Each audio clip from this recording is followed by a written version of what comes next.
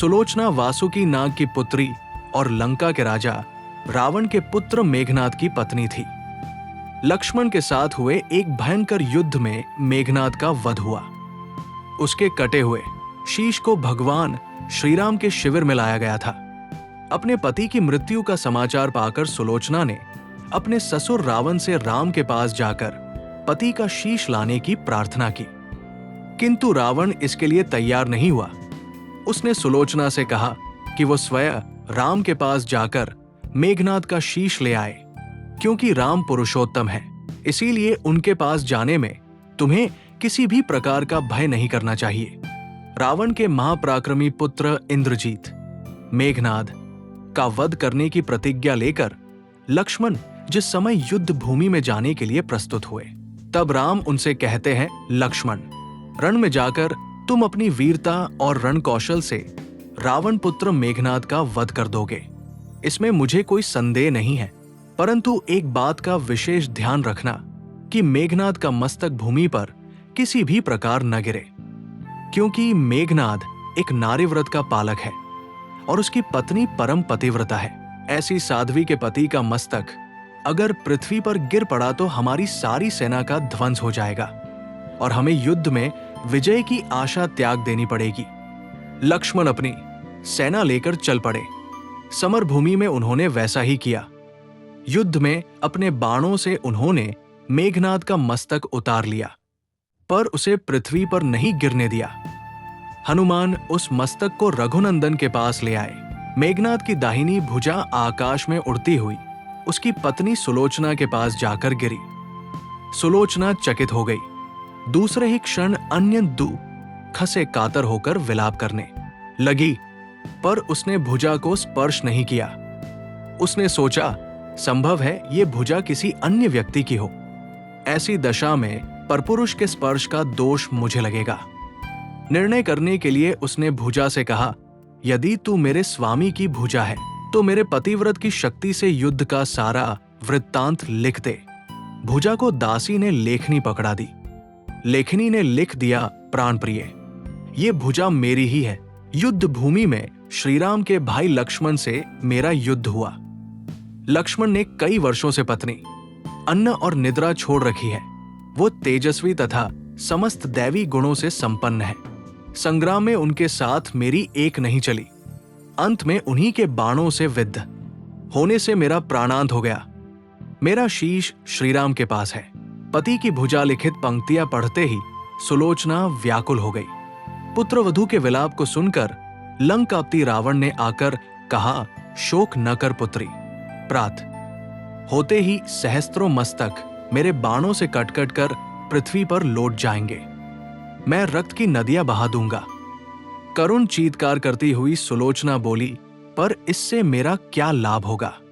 पिताजी, सहस्त्रों नहीं करोड़ों शीश भी मेरे स्वामी के शीश के अभाव की पूर्ति नहीं कर सकेंगे।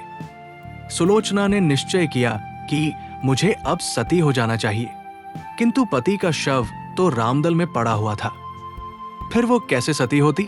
जब अपने ससुर रावण से उसने अपना अभिप्राय कहकर अपने पति का शव मंगवाने के लिए कहा, तब रावण ने उत्तर दिया, देवी, तुम स्वयं ही रामदल में जाकर अपने पति का शव प्राप्त करो। जिस समाज में बाल ब्रह्मचारी हनुमान, परम जितेंद्रिय लक्ष्मण तथा एक पत्नी व्रती भगवान श्रीराम विद्यमान है, उस समाज में तुम्हें जाने से डरना नहीं चाहिए। मुझे विश्वास है कि इन स्तुत्य महापुरुषों के द्वारा तुम निराश नहीं लौटाई जाओगी। सुलोचना के आने का समाचार सुनते ही श्रीराम खड़े हो गए और स्वयं चलकर सुलोचना के पास आए और बोले, देवी, तुम्हारे पति विश्व के अन्यतम योद्धा और पराक्रमी थे। उनमें बहुत से सद्गुण थे, किंतु विधि की लिखी को कौन बदल सकता है? आज तुम्हें इस तरह देखकर मेरे मन में पीड़ा हो रही है। सुलोचना भगवान की स्तुति करने लगी। श्रीराम ने उसे बीच में ही टोकते हुए कहा, देवी, मुझे लज्जित न करो। पतिव्रता की महिमा अपार है, उसकी शक्ति की तुलना नहीं है। मैं जानता हूं कि तुम परम सती हो। तुम्हारे सतीत्व से तो विश्व भी थर्राता है। अपने स्वयं यहां आने का कारण बताओ। बताओ कि मैं तुम्हारी किस प्रकार सहायता कर सकता हूं। सुलोचना ने अश्रुपूरित नयनों से प्रभु की ओर देखा और बोली, राघवेंद्र, मैं सती होने के लिए अपने पति का मस्तक लेने के लिए यहां पर आई हूं। श्रीराम ने शीघ्र ही ससम्मान मेघनाद का शीश मंगवाया और सुलोचना को दे दिया। पति का छिन्न शीश देखते ही सुलोचना का हृदय अत्यधिक द्रवित हो गया। उसकी आंखें बड़े जोरों से बरसने लगी। रोते रोते उसने पास खड़े लक्ष्मण की ओर देखा और कहा, सुमित्रानंदन, तुम भूल कर भी गर्व मत करना कि मेघनाद का वध मैंने किया है। मेघनाद को धराशायी करने की शक्ति विश्व में किसी के पास नहीं थी। ये तो 2 पतिव्रता नारियों का भाग्य था। आपकी पत्नी भी पतिव्रता है और मैं भी पति चरणों में अनुरक्ति रखने वाली उनकी अनन्य उपसिका हूं।